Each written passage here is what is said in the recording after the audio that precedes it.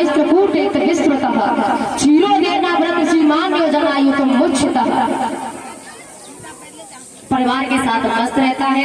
कहते हैं इसकी 50 पत्नी थी, नाती बेटा कुल मिलाकर 200 लोगों का परिवार था। बड़ा मस्त रहता है। पास में सरोवर था, स्नान करने गया तो हुआ ऐसा कि अब वहां तो आनंद विभोर हो गया। हाथी सूंड से जल लेता है, पत्रियों की पीठ में डालता है, मस्त हो गया, इतना मस्त हो गया। अब ऐसा लग रहा है कि दुनिया का राजा मैं हूँ, बड़ा मस्त।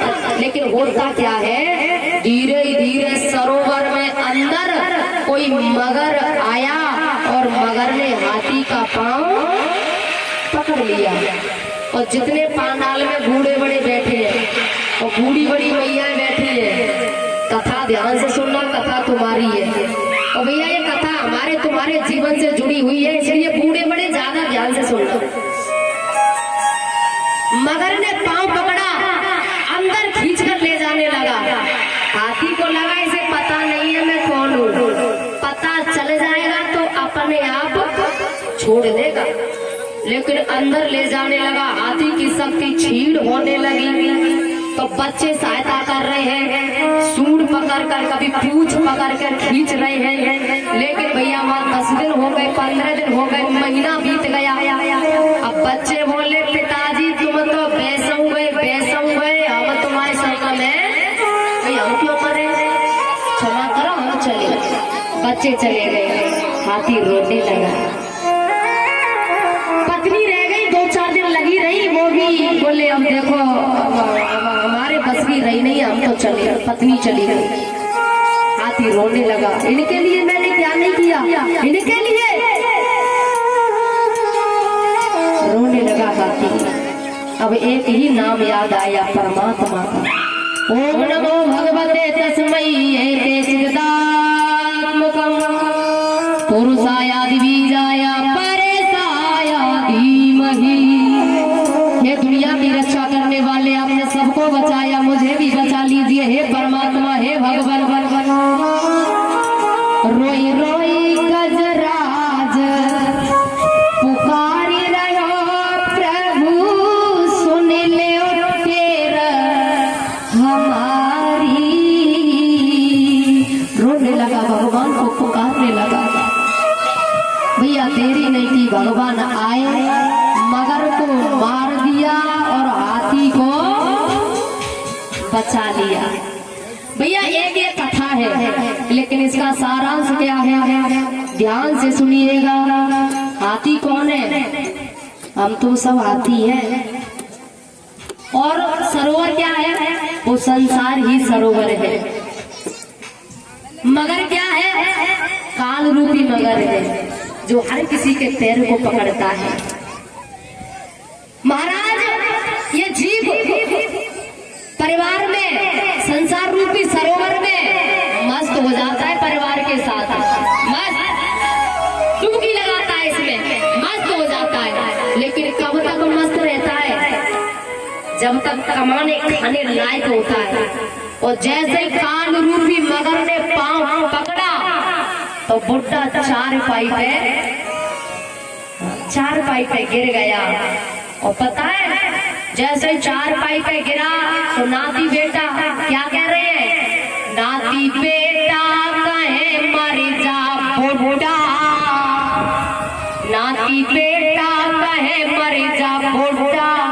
क्यों, क्योंकि अब तू कमाने के काबिल नहीं है, नाती बेटा कहे मर जा।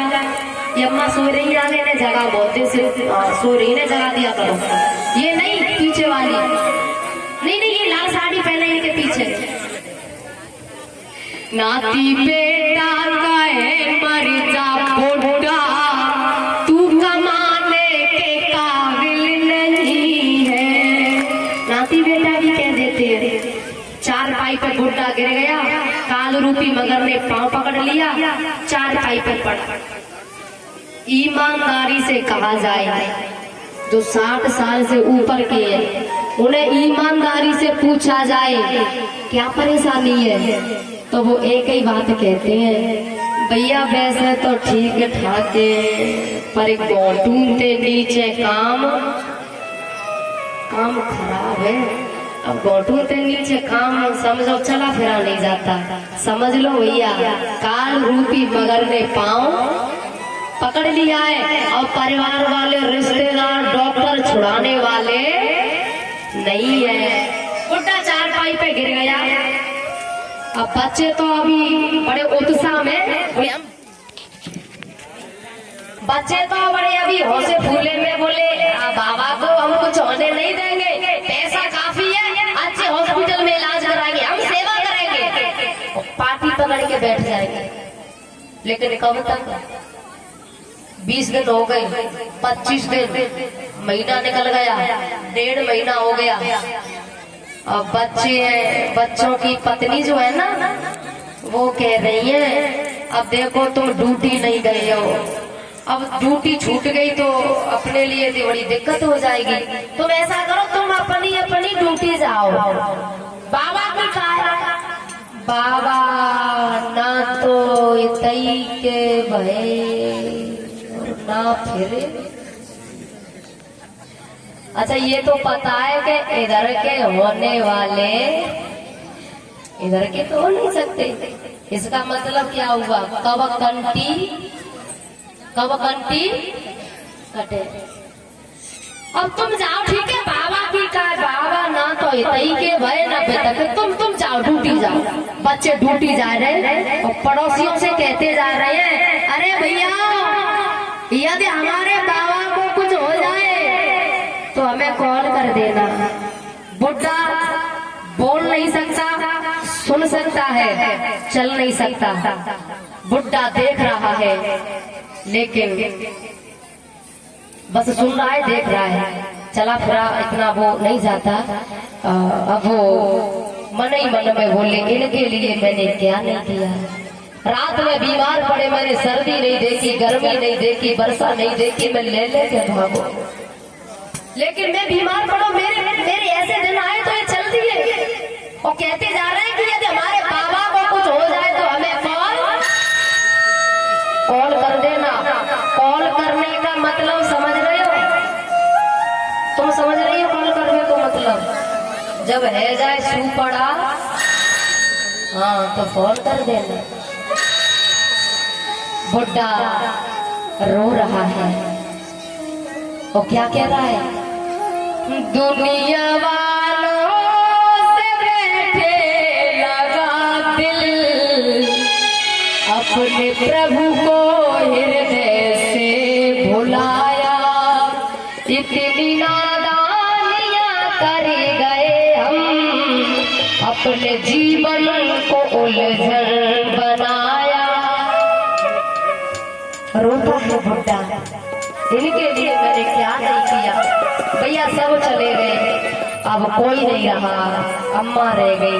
बाबा की अम्मा रह गई। जोर से बोला करो बाबा की, जोर से बोला बाबा की, बाबा की, बाबा की अम्मा, बाबा की अम्मा है काय को तो बाबा की अम्मा, बच्चों की अम्मा है।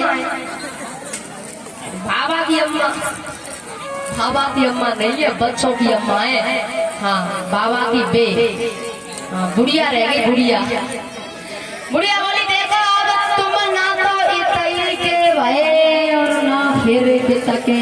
अब देखो हमें यही नाती बेटन में रहना है, तुम्हें कोई काम कोई जरूरत पड़े तो बुलाए लियो। हाँ अब बेचारा बोल सकता नहीं। बुढ़िया क्या कह रही है? बुलाए लियो। हाँ हम जा रहे, ठीक है। बुढ़िया चली गई, बुड्ढा रोने लगा बुड्ढा।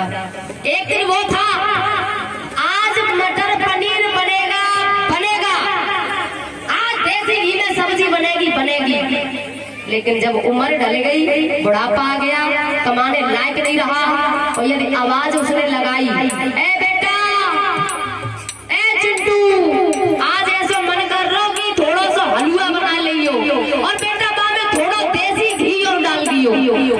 तो बच्चे तो बोलेंगे नहीं, बुढ़िया बोलेगी और बुढ़िया कहेगी ए बुड्ढा देसी घी खाएगा, देसी घी पहलवानी करेगा।